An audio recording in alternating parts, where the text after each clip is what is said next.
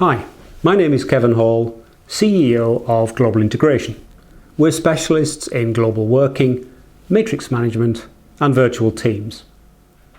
In this video, I'm going to talk about one specific challenge faced by global leaders, which is how to manage differences in hierarchical relationships around the world.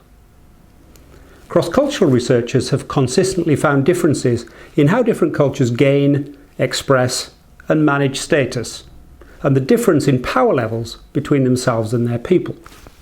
I come from the UK. And in my culture, leaders are not expected to make the hierarchy too explicit. If you're in a senior position, everyone knows it, but you're expected to downplay the status differences.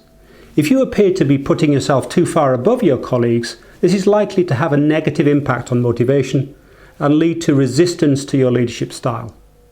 As a result, contrary to what you might expect from the traditional British stereotype of the class system, British managers tend to feel uncomfortable with overt status differences. We also use very indirect communication to mask status differences. When a British manager suggests that you do something, this is a direct instruction.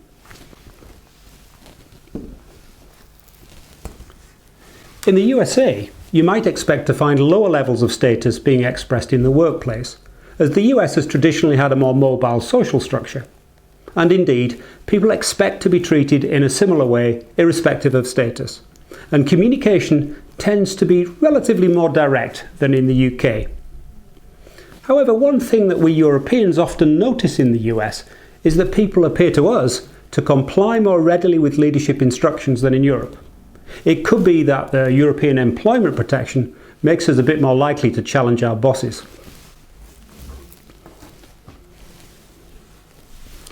In Asia, leaders have traditionally had a higher level of what's sometimes called power distance. That's the perceived differences in power between them and their people. High power distance tends to lead to indirect communication upwards and a tendency to agree publicly with people who are perceived to have status. Any challenge is likely to be expressed indirectly and perhaps not in public. So far so straightforward. These are fairly simple differences to understand. But what should you do about this if you're a global leader? I spoke to a British leader recently who was managing part of his team in India. He found it difficult when he felt that people would not challenge him or say what they really felt. He often misunderstood their indirect communication in saying yes when really they were saying no. He felt deeply uncomfortable when they stood up to show respect when he passed by their desk. In our global leadership and cross-cultural training, we help people think through their responses to challenges like these and develop an answer that fits the needs of the situation and their personal comfort levels. Knowledge of the differences helps, but we need to be clear about our choices and the implications of making them. Why not leave a comment below this video on how you'd respond to this situation? We'd love to hear what you think. You can find out more about our ideas and our training, consulting, books and other videos on our website. Thanks for watching and good luck.